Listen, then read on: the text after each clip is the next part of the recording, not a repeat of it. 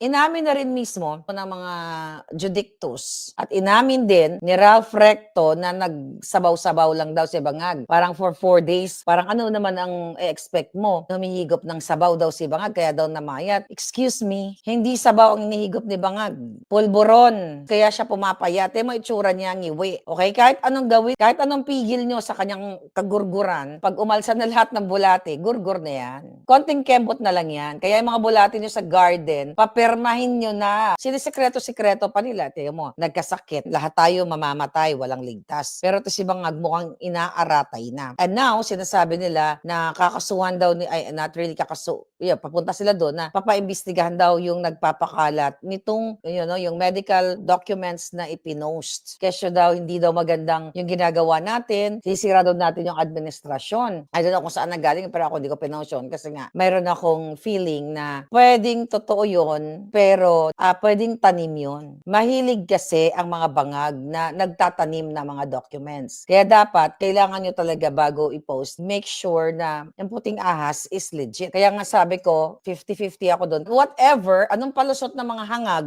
ay may sakit si bangag. Kitang-kita na namamayat siya at ang mga bulati gumagapang na sa kanya. Kahit anong gawin niyang pilit niya, kunyari, nagpapalakas siya, dahil nga sirang-sira na yung katawan niya dahil sa, hindi nga natin alam, sabi ko yung bototitis niya, baka kumalat na, yung kanyang pagsingot, since birth. Damihan niyo pa yung mga bulate na magperma. Si Bonjing Remulla, hindi rin nagpapakita. Feeling ko, ang mga bulate ay ginagapang na siya. Imagine mo, gumapang lahat ng mga bulate, si Bonjing, tapos si Bangag, di ba fiesta tayo? Konting kembot na lang yan. Dapat i-manifest. Di ba binida-bida ni John Vic na, si Zaldico, nakita na namin, may nagtimbre sa amin na nasa Portugal, nasa gated community daw. Niyayabang niya yung kanilang mga intelligence. Ay napahiya siya. Na kesyo, si Zaldico daw ay nasa Portugal. So nalaman na nasa Sweden si Zaldico. So ibig sabihin, palpak itong si John Vic Remulla saan napupunta yung intelligence fund nila. Nasaan? Imagine mo, hindi alam kung nasaan si Zaldico, binibida-bida. Tapos nagpa-apostil o nagpanotaryo si Zaldico sa Sweden kung saan nag-file siya ng, I think, pleading or certiorari sa Supreme Court. So anong ibig sabihin nito? Si John Vic Remulla, puro bida-bida, ganun-ganun ang alpot. Gabiga-biga. Kasi nangangarap maging presidente yan. Kaso lagi siyang nasusunog. Hindi napahiya. Ibig sabihin, hindi reliable. Etong Remulla na to, di ba? Puro sila hula-hula. Hindi nila ginagamit yung pera, yung pondo ng bayan para talaga hulihin yung mga dapat nilang hulihin. Puro yabang. O recently, may inulat ang Rappler na napag-alaman na mayroong 455 million na property si Tambaloslos, si Martin Tambaloslos sa Spain, na kung saan recently lang nakuha during Bangag administration. Kita niyo yung mga development ng istorya. Bakit si Romualdez ayaw tutukan ng ombudsman ng Bangag administration? Alam niyo na kung bakit. Siyempre, mag-anak sila at magkakasabot. Ngayon, ang niyayabang na si John Vic, dapat isoli ni Zaldico yung $1 billion. Yung ninakaw ni Bangag, yung expose ni Zaldico, ninakaw ni Lisa Tanas, ni Sandro, ni Tambaloslos, bakit ayaw mo ipasole, ha? John Vic? So si Zaldico lang ang magsusole. Sa inyo nakatago, gigil na gigil kayo, naglabas ka na naman ng statement na ano yan, kriminal talaga si Zaldico kasi kung $100 million ay naipuslit through cryptocurrency. Ba't mo alam? Dahil nag-ano ka rin ba? Lalabas ka rin ng pera?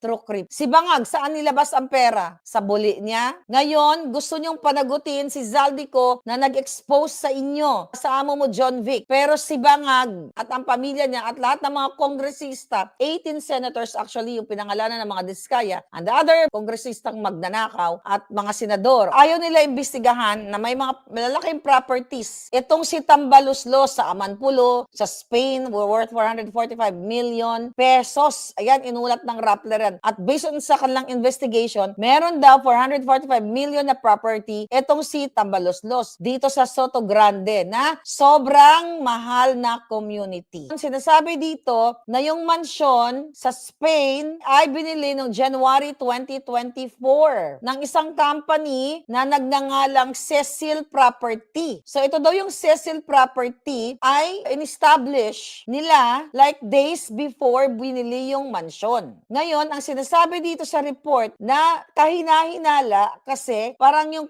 company na Cecil Property is intended para daw pagtakpan si Romualdez na tunay na may-ari. At sa mga registration papers nitong company na to, 2 pangalan ang nakalagay doon na connected kay Tambaloslos. Yung sinasabi ng report na ang Bravos Holdings na isa sa bumili doon, signatory doon sa pagbili ng property ay ang mga papers sa Security and Exchange Commission na abogadong si Jose Paras ay ang sole incorporator. So, associated kay Bangag. Magka-brand daw sila, business partner sa Upsilon Sigma Phi. Dati din daw siyang board of directors ng Benguet Corporation ng pamilya ni Tambaloslos. At the same address sa Bravos at itong Benguet Corporation na ito. Ito yung attorney Jose Paras na sinasabi din sa ulat. Ngayon, ang additional, hindi lang daw yung connection na yun kay Romualdez. Kasama pa itong si Jonathan Jaya Zudir.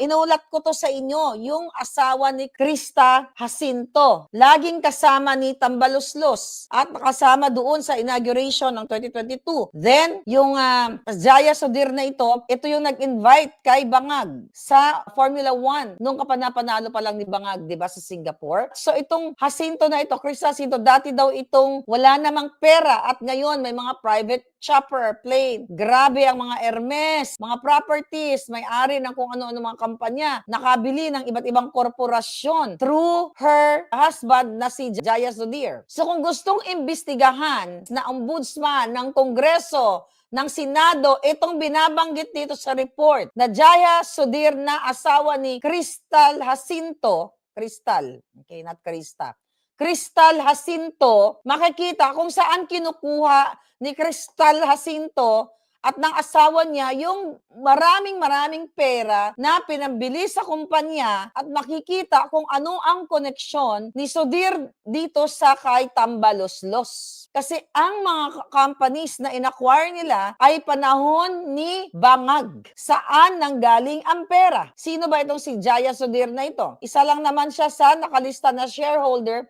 ng Cecil Property na bumili noong 445 million pesos doon sa Spain na property daw ni Tambaloslos. Sino itong si ano na ito? Jaya Sodir na ito. Okay, siya yung Malaysian business partner ni Romualdez. At yung anak pala, I stand corrected, yung Jonathan Jaya Sodir, anak pala yun, na nakapangalan doon sa Cecil Property, anak. So,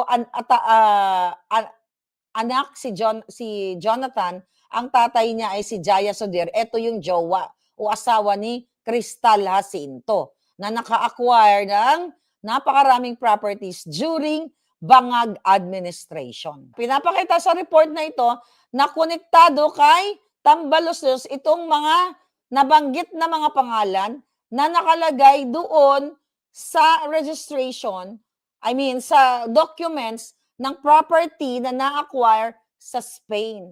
445 million. Tapos ngayon tahimik-tahimik sa Tambaloslos. Ang dinidiin, mga Diskaya o yung mga contractor.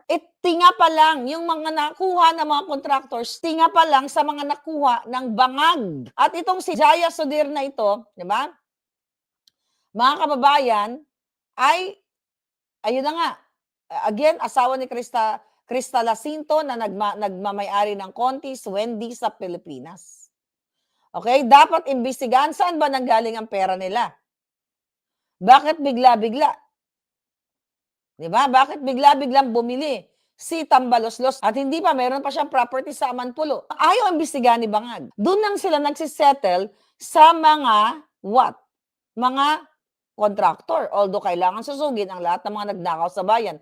Pero yung mga malalaking involved, Katulad ni Tambaluslos, yung mga foreigners na kanilang mga business partners, okay, na ginagamit nilang dummy to acquire that property sa iba't ibang bahagi ng mundo, ayaw imbestigahan. Itong si Romualdez ay dapat imbestigahan lahat ng mga properties na bagong acquire sa panahon ni Bangag.